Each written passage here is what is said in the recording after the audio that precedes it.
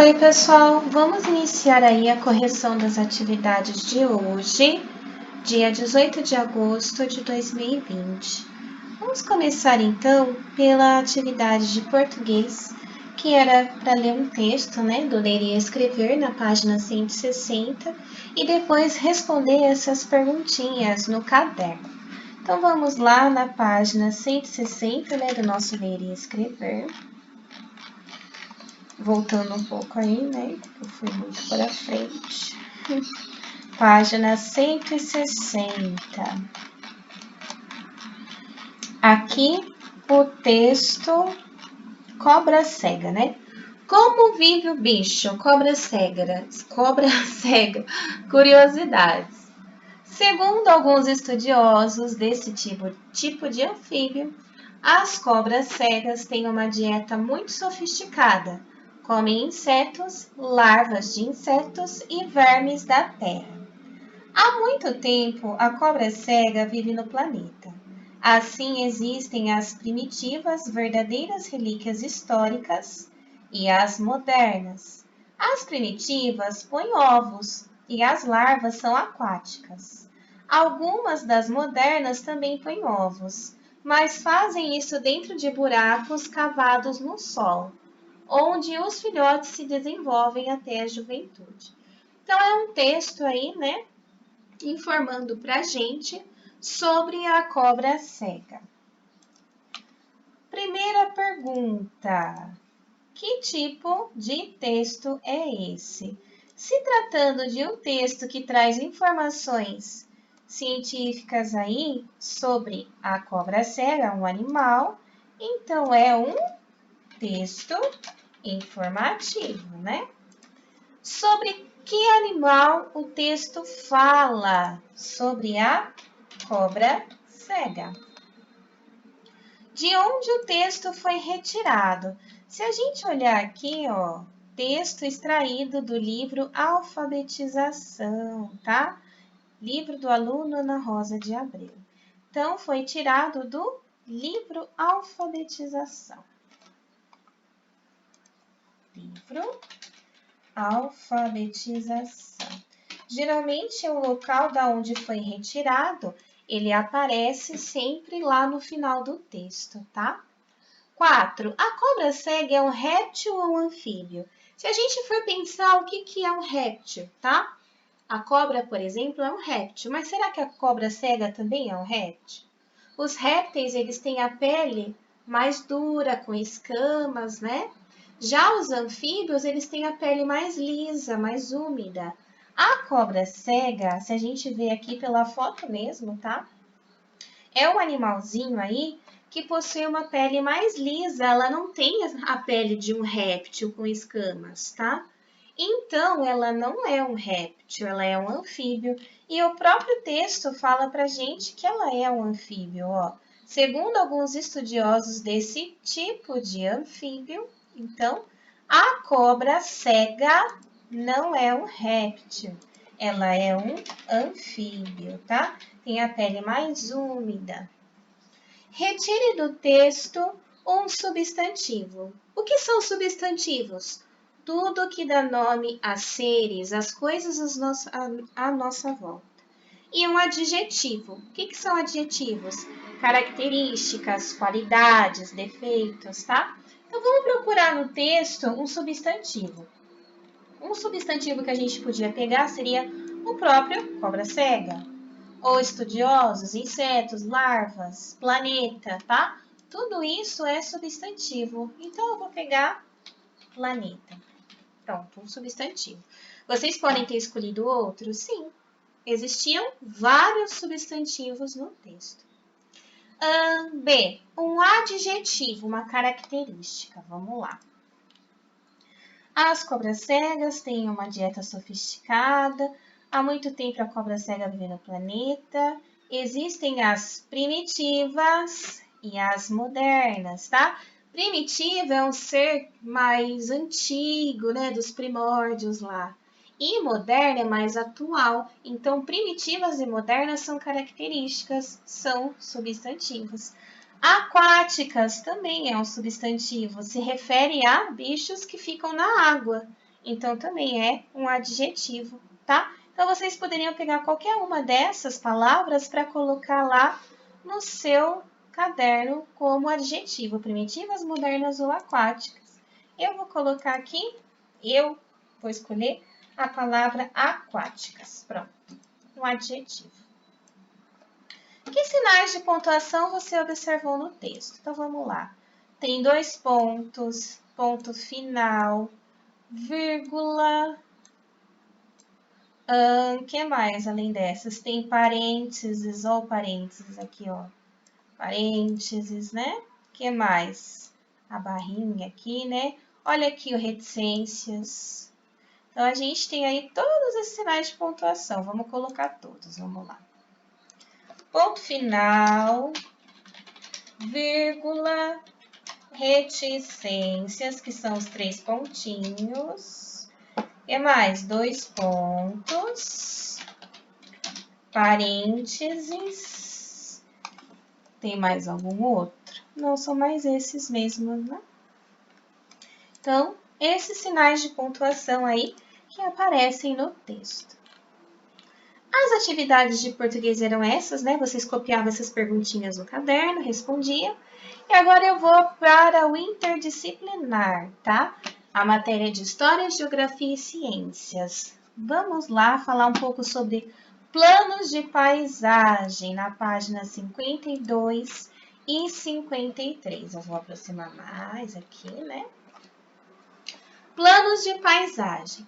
Podemos analisar uma paisagem observando seus planos. Isso nos permite descrever com mais detalhes como ela é e o modo como os elementos estão organizados nela. Observe a seguir os diferentes planos que podem compor uma paisagem. Então, a gente começou aí no interdisciplinar um estudo sobre as paisagens, né? E a gente vai estudar agora os planos que tem dentro de uma paisagem. Então, no primeiro plano aqui mais embaixo, a gente vê elementos culturais. O que são elementos culturais? Que são feitos pelo ser humano. Aqui no segundo plano, a gente tem elementos naturais, né? As montanhas. No terceiro plano também. E aqui no quarto plano, né? Que seria, que não está falando quarto aqui, mas seria um quarto plano, né? A gente tem o horizonte. Então, o que eles querem? Ó, nessa atividade, você vai delimitar os planos de uma paisagem e descrever os elementos que aparecem nela. 1. Observe a imagem de uma paisagem no município de Paraty, na página ao lado. Em seguida, delimite o primeiro plano da paisagem. Esse plano deve ser o mais próximo do observador. Faça o mesmo para outros planos até chegar ao horizonte. Depois, comparem os planos de paisagem que você delimitou com os planos delimitados por um colega. Então, a gente vai analisar essa imagem aqui de Paraty, tá? A gente vai colocar os planos e vai responder essas perguntinhas, tá? Então, vamos lá. O nosso primeiro plano aqui, ó. Eu vou até usar a caixa de texto, porque pode não aparecer. Nesse primeiro plano, tá? Vou escrever aqui, ó. Primeiro plano. Nós temos o quê? Elementos. Eu não vou escrever, eu só vou colocar o nome dos planos, senão vai ficar uma bagunça. Aí a gente responde aqui nas perguntas o que tem aqui nesse primeiro plano. Esse primeiro plano, tá? Deixa eu só pegar a mãozinha aqui. Ai, queria diminuir. Isso, pronto. Então, esse daqui seria o primeiro plano, tá? Como vocês podem ver aqui, né?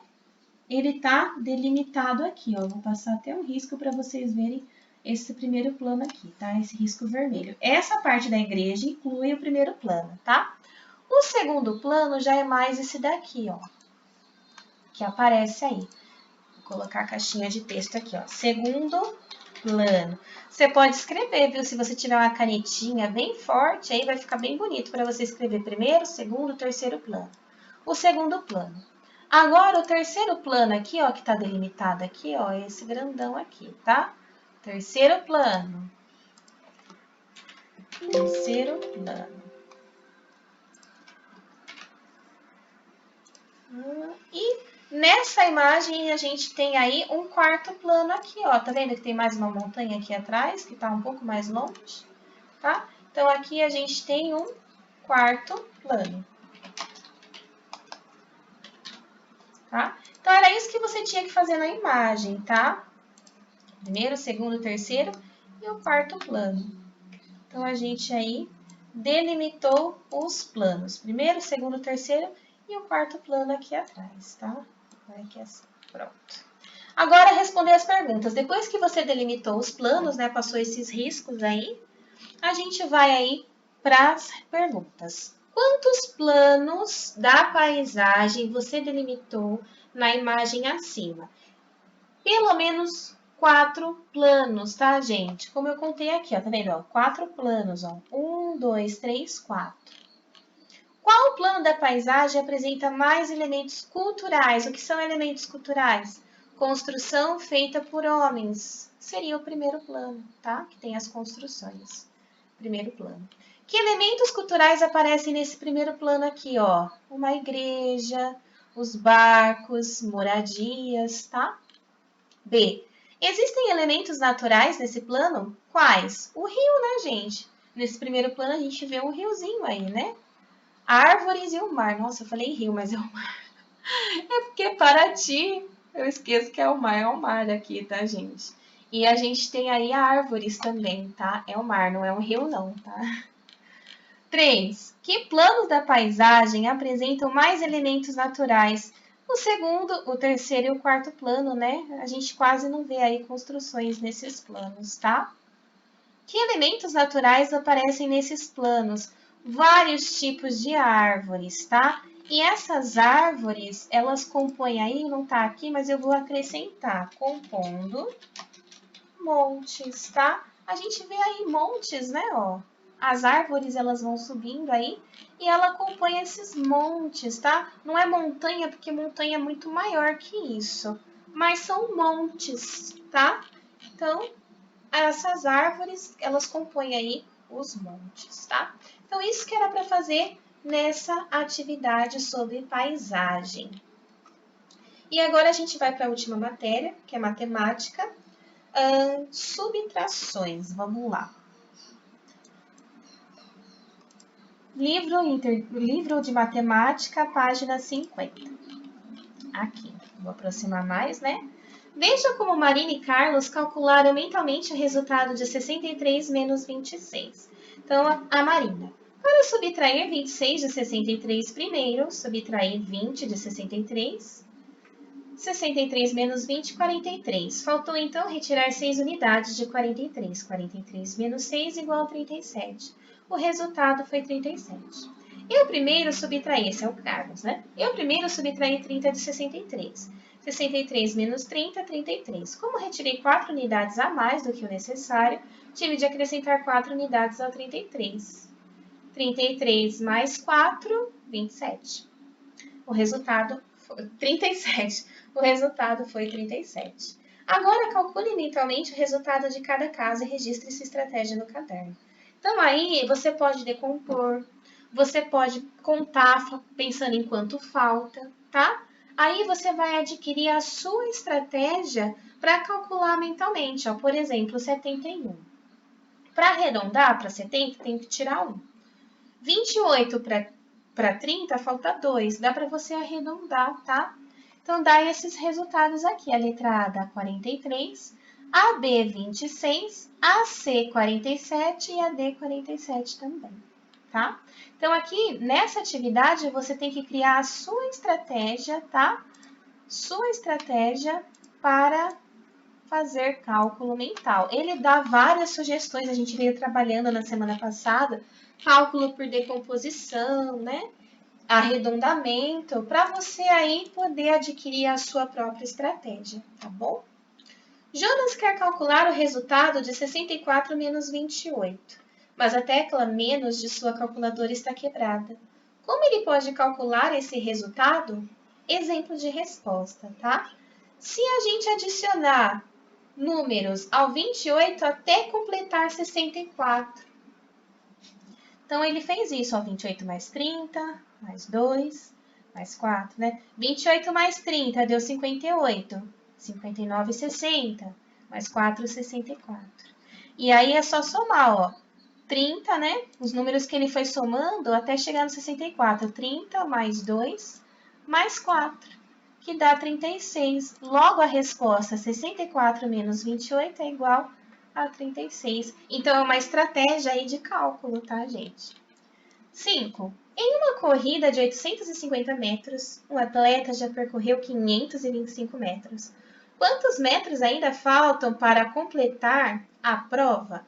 Então, a gente tem aí que pegar 850 e subtrair 525, né? Aí você pode fazer a conta, como ele não pede para fazer de cabeça nem nada, você pode aí utilizar o algoritmo usual que você costuma usar, né? Ou você pode fazer cálculo por arredondamento, ou fazer a decomposição dos números. Você vai escolher o melhor modo de você fazer a sua conta. O livro ele traz essas estratégias de cálculo para você desenvolver mesmo, porque por mais que pareça fácil a gente fazer pelo algoritmo usual, que é a continha armada assim, tem pessoas que não é mais fácil fazer desse jeito não. É mais fácil fazer de outro jeito, tá? Então aqui, ó, 5. 0 não dá para tirar 5, então eu vou emprestar, né? Aqui do meu coleguinha do lado, da casa das dezenas, tá? Então, eu vou cortar esse 5, vai ficar 4, e eu vou emprestar 1 aqui pro 0, tá? O 1 com o 0 vai virar 10. 10 tira 5, 5. 4 tira 2, dá 2. E 8 tira 5, dá 3. Dá 325 aí a minha conta. Só deixa eu cortar, né? Deixar cortadinho aqui, que é um cálculo com empréstimo, né? Esse 1 não gostei aqui em cima não, vou fazer um 1zinho pequeno. Pronto, agora ficou melhor. Aí eu ponho ele aqui do lado, ó, ficou 10. 10 tira 5, 5. O 4, né? Porque o 5 você emprestou para as unidades, uma dezena. Então, ficou 4 dezenas só. 4 tira 2, 2. 8 tira 5, 3. Dá 325, né? Quanto falta para ela completar a prova? A ideia de quanto falta, a gente resolve com continha de menos, tá? Então, 850 menos 525, 325 metros, tá? Então, a atividade de hoje era só essa, para vocês exercitarem aí a estratégia de cálculo melhor para vocês mesmos, tá bom? Ah, professora, eu prefiro fazer pelo algoritmo usual. Tranquilo, você vai escolher a melhor forma para você mesmo, tá bom? Então, essas foram as atividades dessa terça-feira. Qualquer dúvida, então, é só mandar para mim. Um beijo, tchau!